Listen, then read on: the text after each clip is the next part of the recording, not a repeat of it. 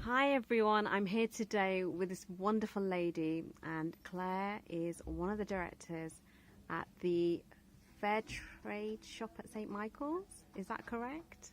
It's our official name is Fairtrade at St Michael's. Fairtrade at St Michael's.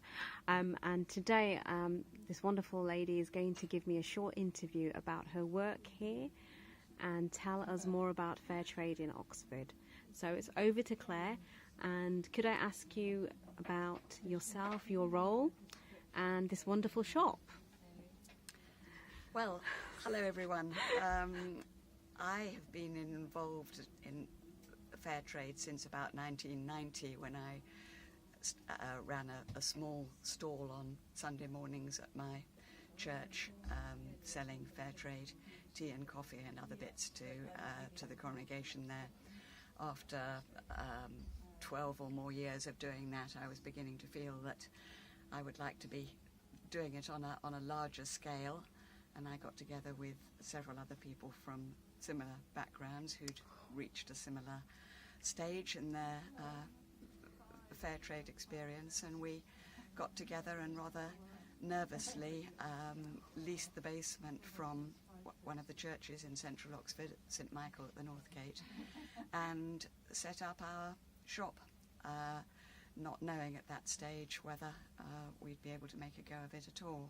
But in fact it has grown and flourished in the 14 and a half years since then, and here we are still going strong. We feel as excited about Fairtrade now as we did back at the beginning. There have been a lot of changes over those years.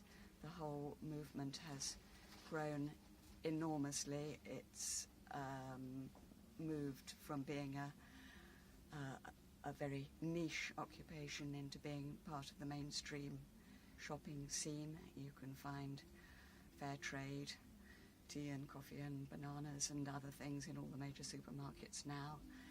But we feel it's still important to keep our small independent shop running, because we can showcase a much wider range of goods than the supermarkets are able to stock.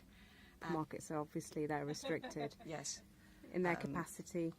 The supermarkets are clearly doing it as one thing among many, but here as a dedicated Fairtrade shop, we're able to showcase a wonderfully wide range of food and crafts and homeware, and also have time to talk to our customers and pass on the message about Fairtrade and the importance of it, and pass on some of the really inspiring producer stories that lie behind all these goods that we sell, because I think that is what really fires the imagination of our customers, to know about the people who produce these goods and the conditions that they're working in, and the sorts of materials that they're using, and the sorts of lives that they're leading, and the problems that they face, and what a huge difference it makes for them to be able to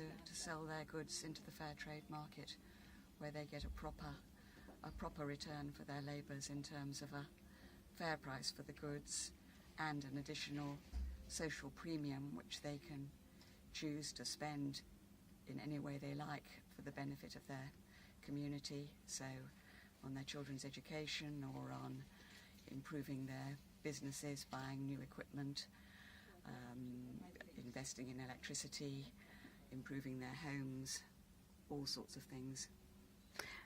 Is there a message you'd like to give to the consumers in the United Arab Emirates and convince them or ask them to support the fair trade movement in the United Arab Emirates? Well, if there's one thing you could say to them, what would it be?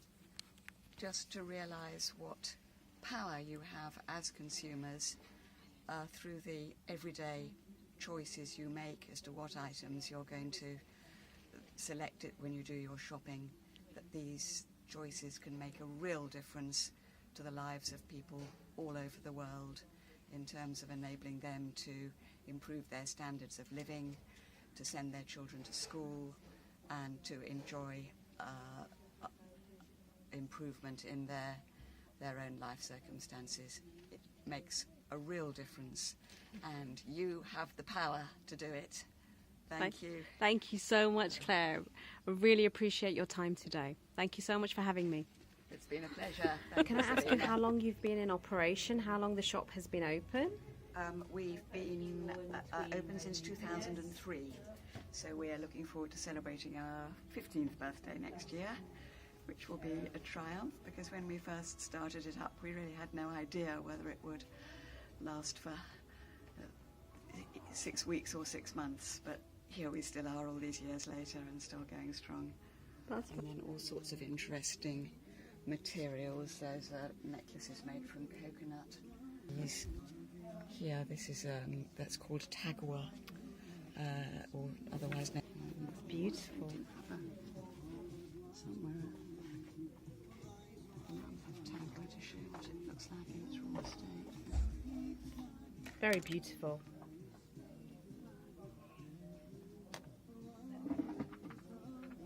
Jewellery necklaces with the ceramic beads from Kenya. Oh wow! Huge range of colours and designs. They are lovely, very nice.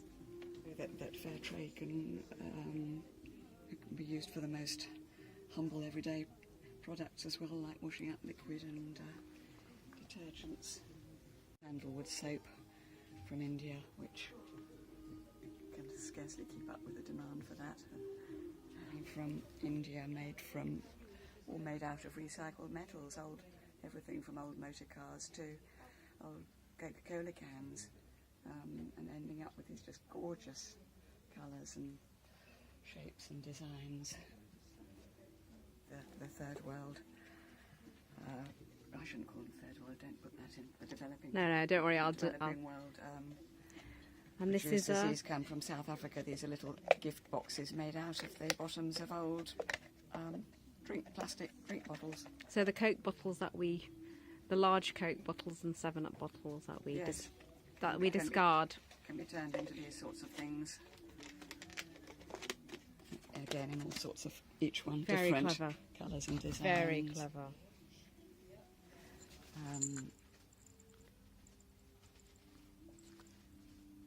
That's the paper mache, isn't it? And then it's a very specialist product, isn't it? That's right. It's using their ancient crafts. And so that's one of your very best. They go very fast at this time of year. Fantastic. Range of Fairtrade oil and other oil and dates, particularly from Palestine. Of course, the Palestinian farmers have such a tough time in the occupied territories trying to get their goods out onto an international market.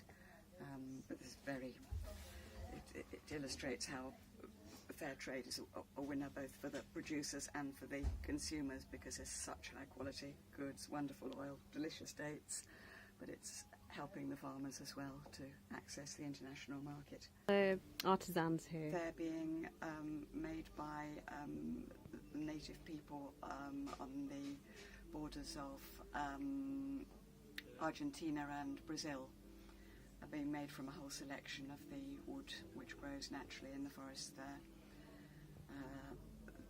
They use the skills and the materials which they traditionally used for making weapons, when it was suggested to them that they might transfer these skills to making wooden ducks and hummingbirds and owls and other creatures. They found it apparently hard to understand at first why anyone would want a wooden duck or a wooden hummingbird, but the fact is that our customers do, and so that again helps both the producers and the people who buy them at the other end.